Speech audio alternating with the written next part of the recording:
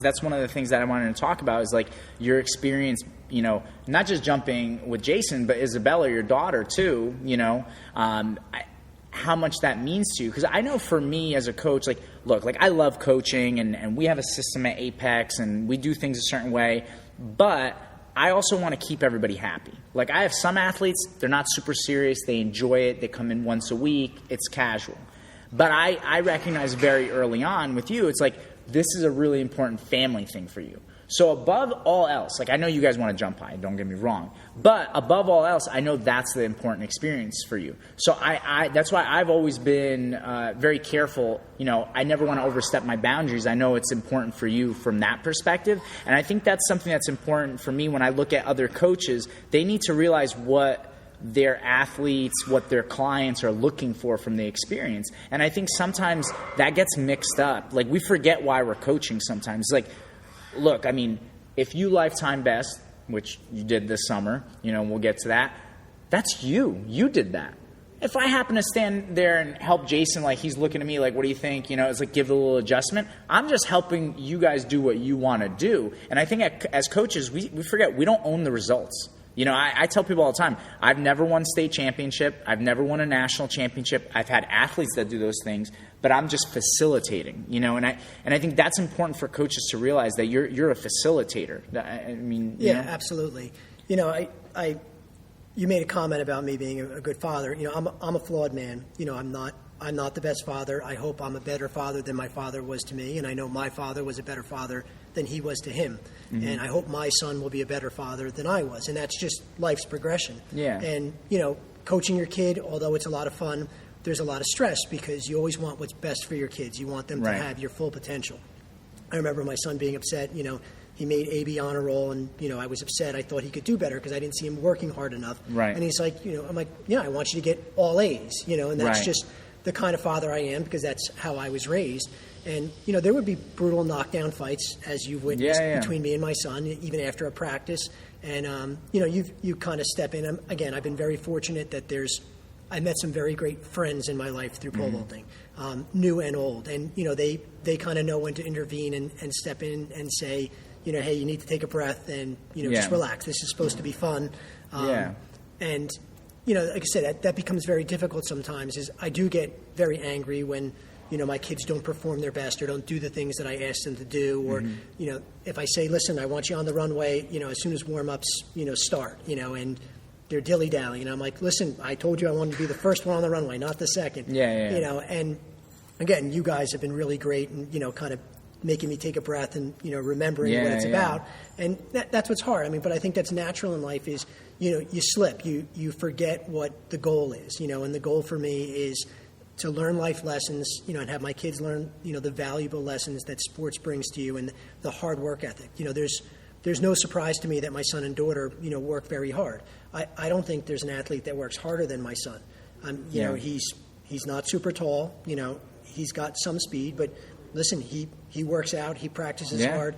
There's a stereotype amongst pole vaulters out there, and I know a lot of kids, when you ask them what they're doing at high school practice, they're lollygagging and goofing at mats. Well, it's funny. I with the podcast I did prior today with Chase Brandon, we talked about it. It's like there's two sides of the coin. There's the stereotypical lazy pole vaulter that is pole vaulting because they just want to lay on mats instead of run. And then on the other side of the coin, there's that super dedicated pole vaulter who you have to actually be like, hey, let's slow down. We're doing a little bit too much now. But yeah, Jason busts his ass. But that's the work ethic that I want to instill. And like I said, so it gets tough because I want to instill that work ethic, but I want him to remember these days and look back and have these fond memories of, hey, I went to Reno with my dad, and same thing with my daughter is, I remember my dad doing this and having those moments. My daughter had a big meet last year I called you about, and I went through some very stressful times with pole vault last year, and I wanted to quit. I asked my kids to quit pole vaulting, and it was coming to the end, and my daughter had a meet, and she finally had a PR that she'd been struggling for, and she won a freshman meet that was kind of a big deal. And I called you up, and I'm like, it reinvigorated me to get back into pole vaulting again, and you reminded me how much fun it is, because let's face facts, winning is fun. And you can look at winning in different ways. You can look at winning as, well, I achieved something for myself, or I physically, I won the meet. Yeah, right. So there's a double win in pole vaulting. I might have come in 20th, but I just PR'd by a foot. Well, that's a win day. I won. Right. But it is nice. It is nice to take first, to know that you're the best. To know that you're the champion. Yeah. Well, and that's why I think like all the different levels, right? Like at the high school level, we're very lucky in New Jersey. There's the dual meet schedule, then you have invitationals, then you have your league, your county and state meets, and it provides an opportunity where kids can kind of get into that place where they're competitive and they can go for that win. It is nice, and I think also it's like it could get stressful. And I think, again, for me, on my perspective, like as a coach, I'm trying to make things less stressful on the people involved, And I think it's very easy as a coach. You see a fire and you could all of a sudden just be tossing gasoline on that fire and make it worse. And it's like, I've made those mistakes in the past. I've been in situations where I probably tossed gasoline on the fire and I should have been trying to put the fire out. And it's like, I think as coaches, we always have to remember, it's like, what is this all about at the end of the day? We're trying to help people do the things that they want. We're trying to foster relationships. I mean, and I'm just like you, I'm very grateful for the friendships, and I feel like I've built a family of pole vault around me where I know in tough times in my life even, I've been able to lean on pole vault. And, I'm very happy that I've been able to do that. And I know that sometimes as coaches, we put our foot in our mouth or we do the wrong thing, and then you eliminate that. You're going to burn bridges and you're going to make people not like you, I know even just from the club perspective, I told you a story about like lending poles. I know people have different policies on lending poles and stuff like that, and I know poles are expensive, believe me, but one time I remember sending a bunch of coaches out to coach for states. So usually for sectionals, there's 4 to 6 sites that Apex kids are at. So I'll send a bunch of coaches out, a bunch of poles out.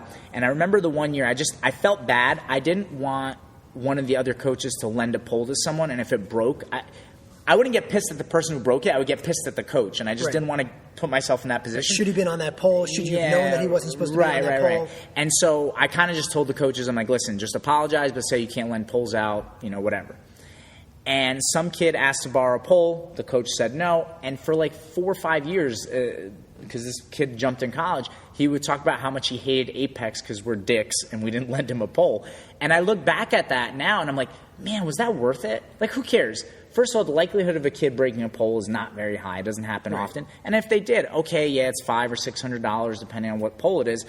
But you know what? I bet you if the kid breaks a pole and he knows you lent it to him, that kid's going to say nothing but nice things. And that's where I'm at kind of with my coaching career and life right now is I want to put myself in a position where I help people as much as possible, and I try to help put those fires out and help make it a positive experience, because you can still take a positive away from even a bad day. I know there was one time, Jason was having a rough practice and he was starting to run through, and I kind of I didn't know if I should step in, but I stepped in, and then I thought we had a really nice talk at the end of practice, right. and I started saying stuff like, for me, it's like, man, you guys are already winning. It's like father and dad getting to jump and coach and, work together because he coaches you, you coach him, and I mean, that's just something that's amazing. That's already a win, regardless of how high you jump, because some people never have that, and I think when you remind yourself of that, it makes things easier. Because I know even for me on tough years where maybe I know I don't have someone who's in it to win it. They're not going to win the state title. And I feel the pressure from what people may say about me as a coach. But it's like I'm always reminded, wait, at the end of the day, I'm at this meet to help my kids regardless of how high they jump. And if they're happy, then I'm happy. And that's what keeps me kind of at peace. I always have, there's one of my friends who's a pole vaulter, always used a line. He's like, hey, this is supposed to be fun. Yeah. And every once in a while, I do have to stop myself and say, this is supposed to be fun. There's more you get out of being positive than you do getting negative. And, it's something we talk about in coaching is, if you tell a kid, don't do this, that's probably not the best coaching technique. It's more important to say the positive attribute. Yeah. And, that's what it is. I have to remind myself every time. And again, I'm a flawed man. I'm not perfect. And I do. I blow up, and then I have to stop and say, hey, let's keep this positive, and I'll try to change my tune a little bit. And, I'm very proud of what I achieved, what my daughter's achieved, what my son's achieved, and what my wife has put up with through all of this. Because there's times when it's tough for her. At the table, she'll have to say, "Is no pole vault talk." I've had enough. Yeah. So, but one day I'll get her out there too, and we can make it a full family thing. Yeah.